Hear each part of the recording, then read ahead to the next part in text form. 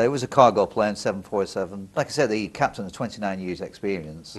The aircraft was flying at 600 knots across Alaska. It was going down to refuel in Alaska.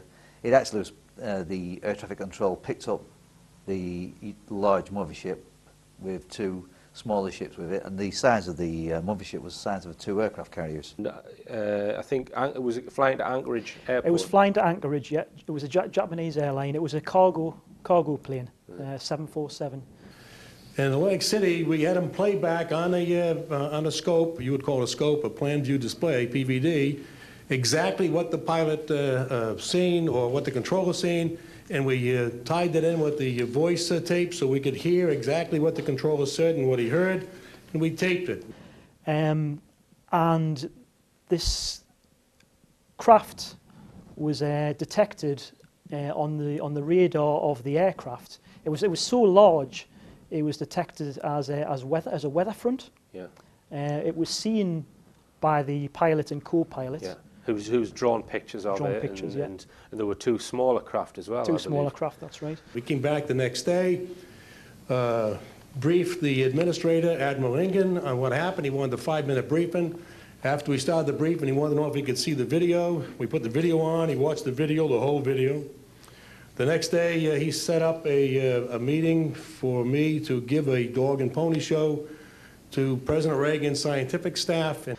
And this craft would always stay 7 to 8 miles away from the airplane.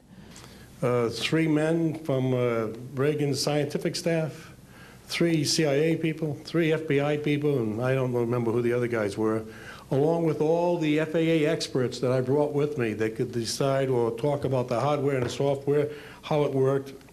We put on a dog and pony show. We let them watch the video. We had all the data there. We had all the printouts that the computer put out. They got all excited over it. It would appear in front of the aircraft, within the next sweep of the radar. It would be behind the aircraft. When it was all done, the CIA, one of the CIA men told the people they were now sworn to secrecy, that this meeting never happened and this event never happened. And it was tracking the 747 approximately 400 miles. I said, well, you're going to tell the public about it? And he says, no, we don't tell the public about this. It would panic the public. The case in 1990 where these flying triangles were flying around above Belgium, and they were causing all sorts of problems for the Belgian Air Force. They couldn't catch them. They were all over the place. They were it says in the UFO files released that this incident remains unresolved. The Belgian Air Force Colonel Wilfred de Brouwer, a senior official in the Belgian Air Force, and he just says, last remark, it remains unresolved. So in other words, the Belgian Air Force weren't saying it could be this, it could be that. It was unresolved. The Belgian MOD actually enlisted an expert who was a professor in radar technology to examine the airborne radar tapes. Come over to London, yes. Professor Schweitzer, specifically to speak to the MOD yes, no, about the Belgian case 15 months earlier. That's right. Now then, Schweitzer made it quite clear to Harry he didn't want to record on his tape why he was in London. He didn't want it to be publicly known, and we're going back now 1991. 20 years, yeah. That at the public expense, he'd been flown over from Belgium to be debriefed by the MOD. Normal acceleration was above 30 Gs. Climbed almost vertically and then descended obliquely to the ground.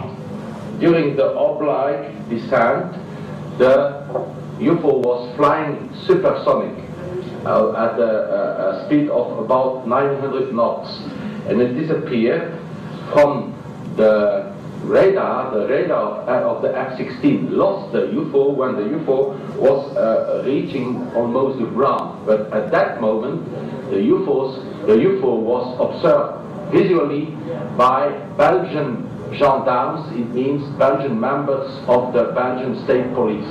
I see. Now, when it did the acceleration at about 30 Gs, yeah. What's the maximum acceleration that a human being could withstand? I would say about the maximum acceleration which is allowed by an F-16.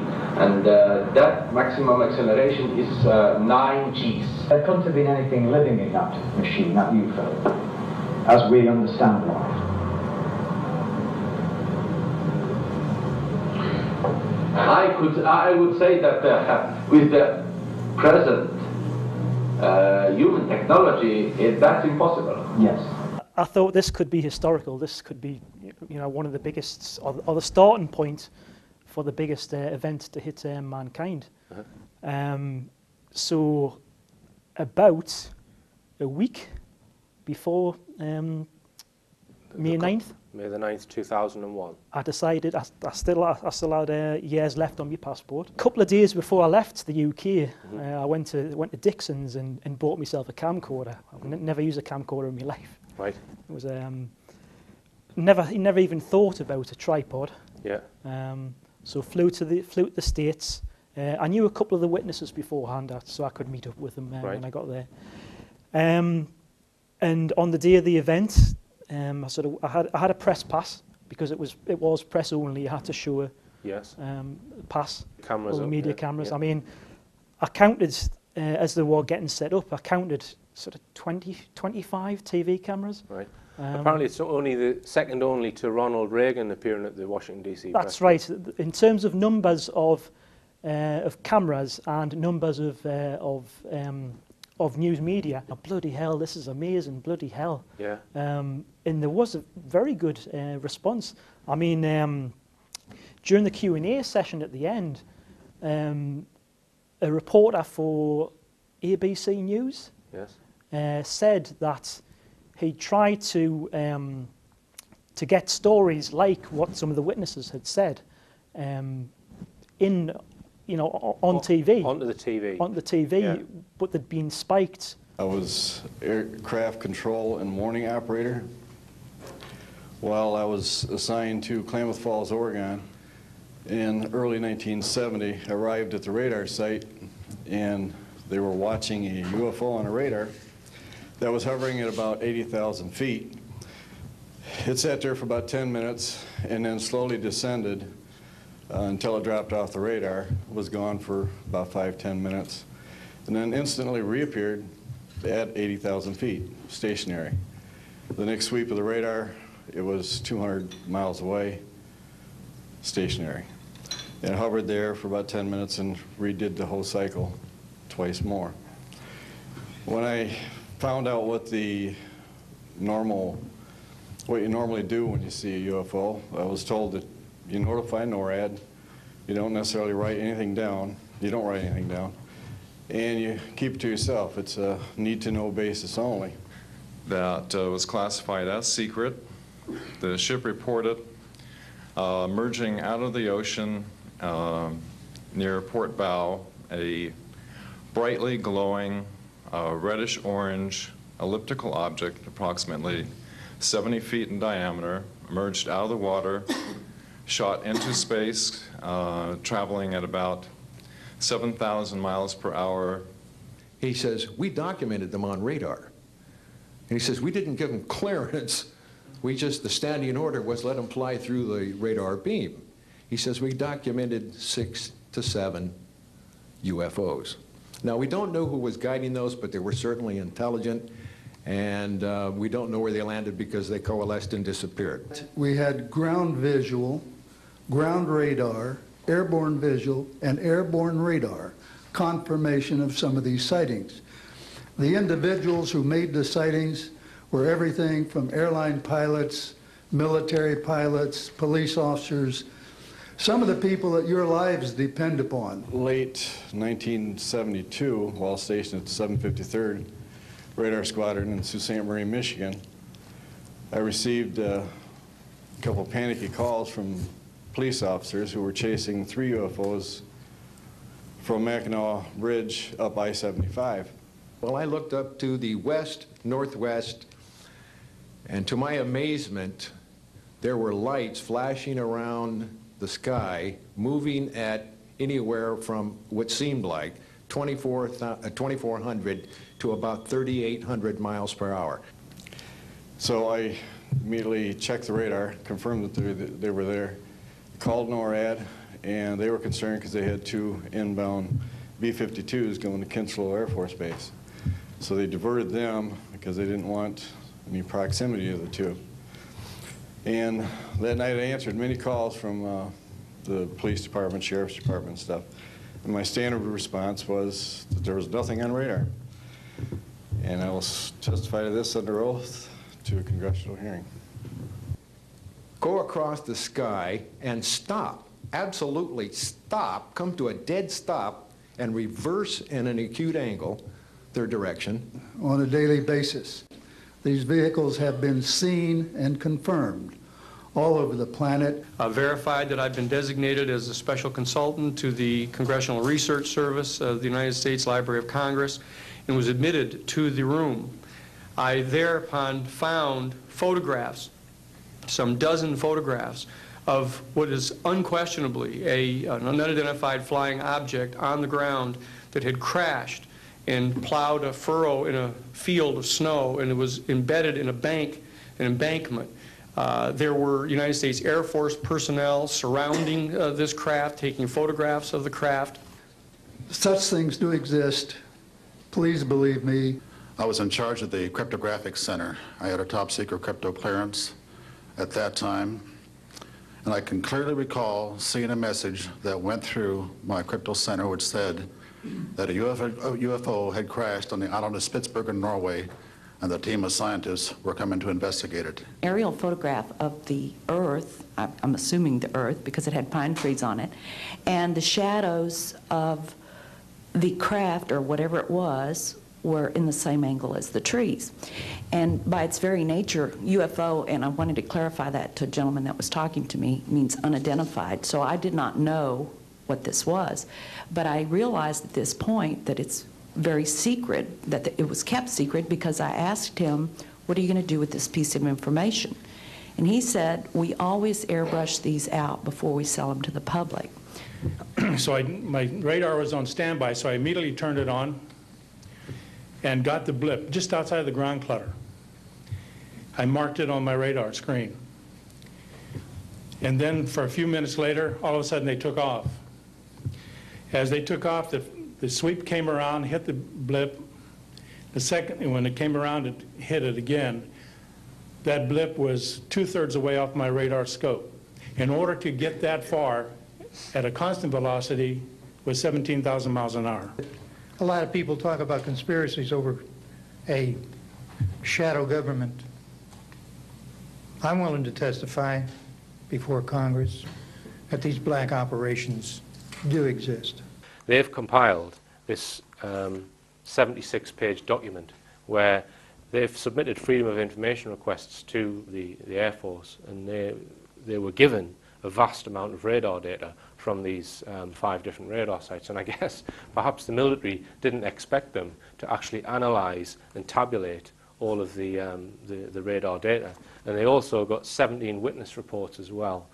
They used 8 of these witness accounts because 8 of the accounts were able to identify the time and the direction of the object. And essentially what they did was they've drawn a 100-mile by 140-mile sort of cube. It wouldn't be a cube, but if you know what I mean, up to 30-odd thousand feet. And fill all the data. And they've plotted all of the data in that particular airspace. And there are 2 phenomenal graphs which come out of that. And the first is that you've got an object. Obviously the radar data can't determine the exact size of the object, but it's been estimated from the witness accounts. But the object, when you look at its dynamics from the radar report, it basically was on the radar for 1 hour and 10 minutes, and at 3 minutes past 7, it was just passing along at about 40-odd miles per hour in a fixed direction, and then it just completely disappeared from the radar for 7 minutes, and then reappeared as if it had been going in a straight path. Okay, so it went completely invisible, and then at another point, about 20 minutes later, it accelerated to 532 miles per hour in 30 seconds, and then it decelerated to 40 miles per hour 10 seconds later. Now, if you compare the 2 speeds of 500 and odd miles per hour to 49 miles per hour, there's no aircraft that can do that. because if you either have a fast-moving aircraft like a jet, it'd be dropping out of the sky. Perhaps a Harrier or something like that could do that, but they wouldn't be able to sustain the slow speed for very long. And this thing was tracked for well over an hour. So, and the other thing, it actually speeds up to 1900 miles per hour, where it appears there's one with radar return that's miles out of the way. So the dynamics of it are phenomenal, basically. And it didn't have a transponder fitted, which suggests that it wasn't a known aircraft. And we can go further in the fact that the witnesses' accounts, they've all been sort of compiled together, and they all basically correlate with each other. You've got 8 witnesses, I think, at various different points along the path of this unknown object, and they've actually accounted for the fact that people have a tendency to exaggerate the size of UFOs, and they believe it to be approximately 1,000 feet in size, which is similar to the case that we discussed, two aircraft carriers. It's probably the size of a large sports stadium. This was a lady who had decided to buy one of these astronomy laser pointers that you fire up at the sky to point out stars.